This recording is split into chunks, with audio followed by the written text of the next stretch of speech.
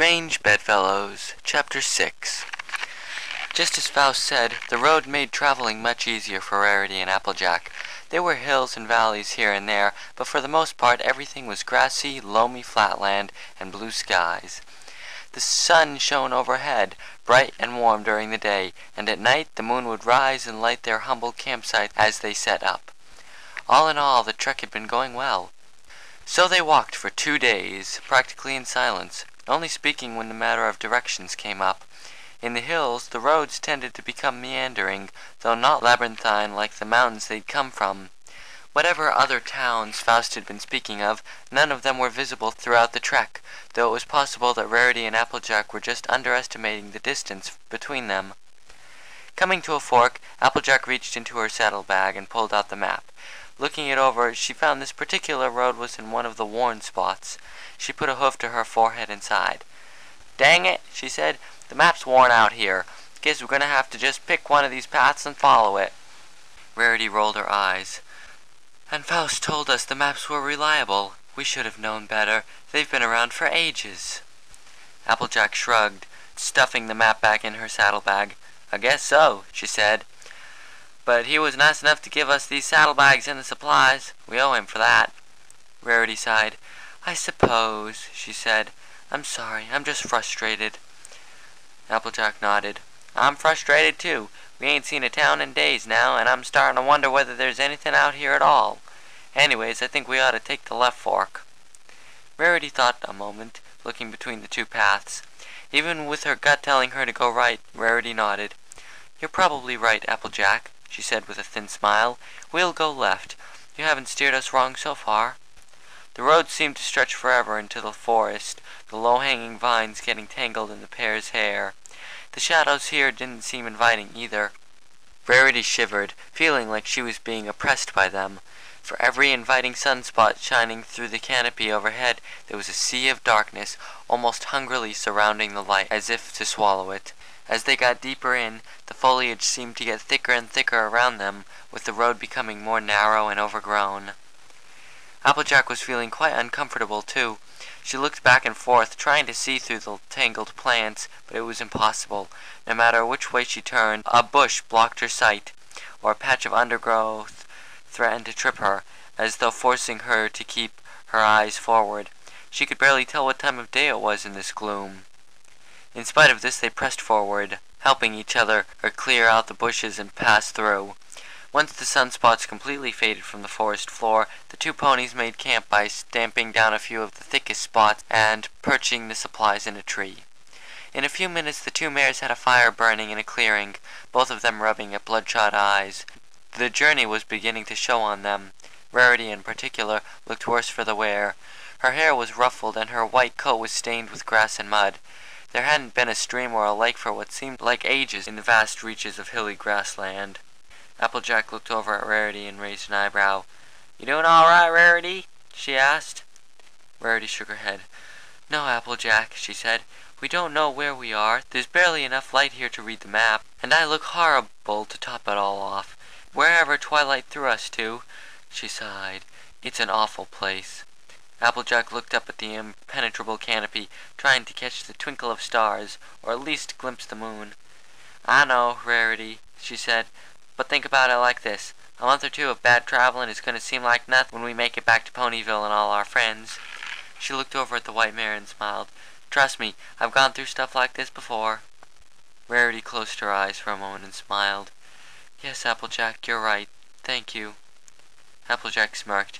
"Besides, you handled yourself pretty decently back in Derby, with Trixie being so nasty and all, even if you needed a little help from me." Rarity giggled in return. "Yes, I did, didn't I?" She leaned against a tree, rolling her neck to one side. She felt lightheaded. "Applejack," she queried, feeling a hoof on her shoulder, "what are you doing?" Applejack broke out into a wide smile. "I just wanted to let you know, Rarity, since I haven't yet, that I'm glad it's you I'm stuck out here with. You've been a bigger help than I figured you'd be. That and you ain't as fussy as I thought." Rarity nodded gratefully, her head movement slow. "Thank you very much, Applejack," she said. "You have been quite a boon yourself, and you're much more fun to be around than I'd thought as well." Applejack chuckled. "Funny how it takes something like this to make two ponies like us get to know each other better, ain't it?" But Rarity didn't respond, already asleep. Her cheek rested against Applejack's hoof. The earth pony smirked. "Can't hang, can you, Rarity?" she whispered, gently extricating her hoof from its position. Applejack lay down on the ground and looked up at the sky, her eyes blurring slightly as they readjusted. She scooped up a few clods of dirt and absently dumped them on the fire, trying to ignore the shock Rarity had sent through her hoof. She started to question why she was really happy to be out with Rarity. She was resourceful and quick-witted, mostly, but Applejack couldn't help but feel there was another gnawing reason. It was with that thought in mind that Applejack finally faded out of consciousness. The next morning, Rarity's eyes fluttered open quickly, not having much trouble adjusting to the darkness surrounding them. With Applejack still asleep, Rarity busied herself making breakfast out of some of their remaining supplies. She restarted the fire and made hay cakes, oat cakes, and coated them both in thick maple syrup. She was nibbling on one when Applejack stirred next to her, yawning and stretching out. "Land sakes," Applejack said, shaking her head back and forth to wake herself up. "How long was I asleep?" Rarity smiled. "Not much longer than me. I wouldn't worry about it much anyways. It's impossible to tell what time of the day it is." She offered an oat cake, which Applejack accepted gratefully. "These are great, Rarity," she said, taking a bite. "I didn't know you knew how to cook." Rarity smiled. "I don't, Applejack. Cakes like these aren't particularly hard to make. I'm just lucky I didn't burn them." She giggled and took a bite of hers. "Call it beginner's luck. I much prefer your cooking, but I was up first today, and since you've been doing so much, I wanted to pay you back." "I'm mighty thankful, but I ain't that good either," Applejack responded. "I just cook the desserts. It's usually Big Mac or Granny Smith that does all the cooking in my house." Their meal finished, the two ponies rose and packed everything up, killing the fire. "Where to now?" Rarity asked, looking over her map. "Are we going to try and work our way out of here?"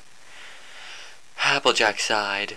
"That's about the only thing we can do. As thick as this brush is, it might be tough, but if we keep going, we're sure to make it out of here." The going was slow with all the brush that had to be cleared/cut away, and the hanging foliage greedily grabbed at the pair, catching in their hair and scratching both of them. The air grew hotter and more humid as they progressed. Each step felt like a journey, and their coats were so matted and wet that it was like wearing a lead suit. In spite of that, however, they pressed on, trying to make good time and get out of the area as quickly as they could. Applejack turned to Rarity, breaking the thick silence. "So, Rarity," she asked, "what's the first thing you're going to do when you get back?" The white pony huffed. "Well, first of all, I'm going to head back to the spa and get my hair and tail in order. I can't be walking through Ponyville looking like I just finished playing in the mud with you." She paused. No offense." Applejack chuckled. "None taken. Me, I'm probably going to give the family a big hug, and Applebloom's going to tell me, 'Applejack, cut it out. You're going to embarrass me in front of all my friends.'" She raised her voice a pitch to imitate her little sister. Rarity covered her mouth with a hoof as she giggled. "Oh, I'd love to see that. Sweetie Belle always gets upset with me when I bring her mother's cupcakes. She ices them with a smiling face in the middle, because she's too old to be eating Mom's cupcakes anymore. They can be such silly fillies, I swear." The two of them laughed for a little while, and when they quieted down, Applejack smiled. "Silly filly or not, I'm looking forward to seeing her again. She's always trying so hard to earn her cutie mark." She smiled wistfully. "No matter how many times I tell her it's not worth worrying over, she still does. If you ask me, she's trying to grow up too fast." Rarity nodded. "I know the feeling," she said. "When I was her age, all I could think about was my blank flank. Silly, looking back on it, but I did more than my share of foolish things trying to earn it." Applejack raised an eyebrow with a smirk. "Yeah?" she asked. "Like what?" Rarity blushed. "That isn't important," she said. "Suffice to say, I had my share of misadventures, just like our sisters." "Oh," Applejack said with a chuckle, "you can't go saying something like that without telling me a story. Besides, we ain't got much else to do." Rarity stopped. "Applejack, do you see that? It looks like a bog." The earth pony gently pushed Rarity's shoulder. "Come on now," she said. "You ain't gonna fool me with that old trick." Rarity shook her head. "No, really, Applejack, there's a huge pit of—" She shuddered. "Well, I have no idea what it is, but it looks disgusting." Applejack turned to look, and, sure enough, a massive lake of sludge and filth, formed by years of soil deposits sloughing into the water supply, lay before them. The surface was coated by decaying plant matter, and the rim was lined with thick sawgrass. Beneath the surface, fish swarmed back and forth, some preying on others. "Goodness," Rarity said. "I wonder how long this has been here." Applejack shrugged. "Hard telling, but we gotta get through it." Rarity made a horrified face. "Applejack, no!" she cried. "What if there's something in there, like a hydra? We met our first hydra in a bog much like this one, after all." Applejack rubbed her chin with a hoof. "Good point," she said. "Hate to run into one of them things again. Twice is 2 times too many, if you ask me." She nodded. "All right, we'll go around. Just watch out for that sawgrass. It's got a reputation for cutting through just about anything. Follow my lead and we ought to be fine." With the deep mire bubbling as though disappointed, the two began to inch their way around the perimeter, careful to avoid the sharp foliage. From behind them they could hear curious and perturbed animals whose homes were being disturbed by their passage. Once on the other side of the bog, with the road ahead of them, Rarity let out a sigh of relief. "Thank goodness," she said. "I was worried the entire time I was going to slip and fall in." Applejack chuckled. "Still worried about getting your coat dirty?" she asked pointedly. "Not sure there's time for worrying about things like that." Rarity huffed. "There is never a time when worrying about fabulosity isn't important, Applejack." She turned to face the bog. "Aside from that, falling into there... Ugh, I shudder to think about the horrible things lurking in there, not to mention the germs and the grime. It would take forever to get clean." An idea snuck its way into Applejack's head at the moment of that. "Oh, yeah?" she asked, slowly sneaking towards Rarity. "About how long, you think?" She unhooked her saddlebag and moved on to Rarity's. Rarity shook her head. "There's no telling, with ages of waste in there." "Applejack, what are you doing?" "Ah!" Rarity cried out as Applejack gave her a shove, plunging her into the muck. The earth pony broke out into fits of laughter, rolling around on the ground with tears in her eyes. "I'm sorry, Rarity," she said between bursts of giggle. "I just had to. I'm sorry." Rarity arose from the murk, livid, eyes practically blazing. Her coat was covered with bits of plant matter and soaked through with grime. Her hair hung limp around her neck in much the same condition. Even her cutie mark was so dirty that it couldn't be seen. "Applejack," she growled, "you're going to pay for that." She snatched down and grabbed a hoofful of Applejack's tail, yanking her down into the grime with her. The two of them fought beneath the surface for a while, surfacing only when they needed air. The sludge roiled and ripped with their movement. Rarity dragged Applejack through the water by her tail, smushing her face into the rich soil with her free hoof. Applejack retaliated by grabbing a clod of dirt and rubbing it into Rarity's hair, who let out a squeal of distaste and surfaced to get air before being pulled under once more. She twisted around and wrapped her hooves around Applejack's arms, yanking on them. Applejack whirled around and whacked Rarity on the head, causing the white pony to let go. Neither of them was really aiming to do any damage. These were just pent-up emotions bubbling to the surface. Rarity swam back down and torpedoed into Applejack's belly, shoving her up against the bank of the bog and rubbing her hair into the filth. Applejack shoved Rarity off and swung her around by the hoof, coming up for air when she hit the mud.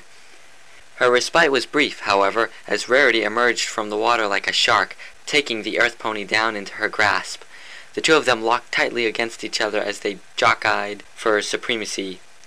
Applejack gained a grip on Rarity's front hooves just as she wrapped her back hooves around Applejack's middle, the two of them squeezing. The fish around them ran away in fear, the bubbles rising from both ponies' mouths, popping on the surface. Rarity reeled back and head-butted Applejack in the chest, who responded by hitting Rarity in the ribs with her own hooves.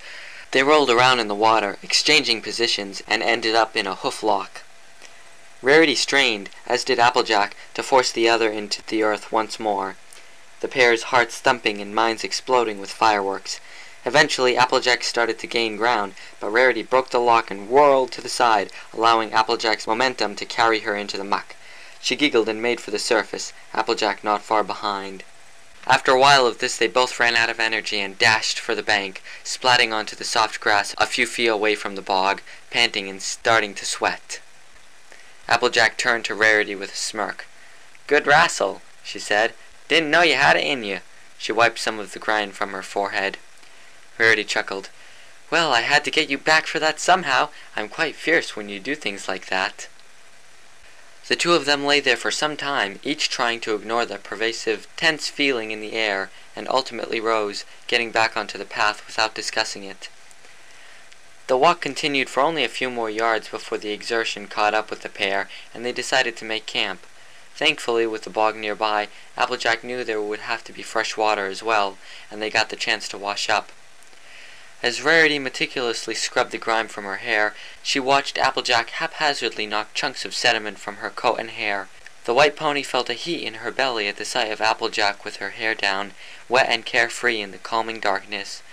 As the heat began to spread through her body, Rarity plunged below the surface and shocked herself back to reality, the cold water doing a perfect job of that.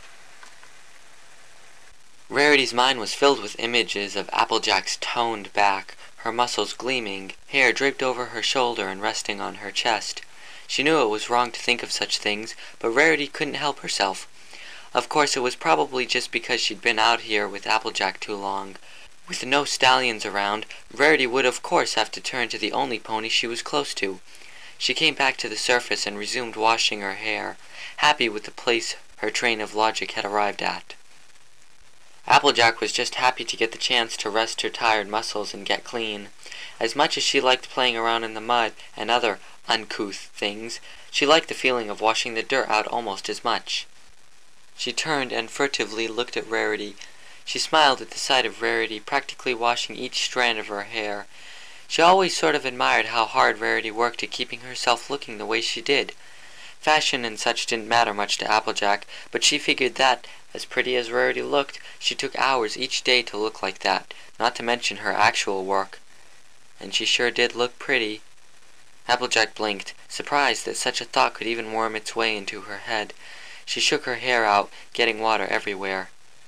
"Oh, Applejack, please watch what you're doing." Rarity looked across the water at Applejack. Her nose crinkled in annoyance and her blue eyes narrowed. Applejack tried not to think about it, but she looked cute like that. Sorry, Rarity," she called, breaking the spell. She concentrated on her washing until she was finished, berating herself for thinking such terrible thoughts. Wasn't right thinking things like that, especially not about her friend. The two of them spent the rest of the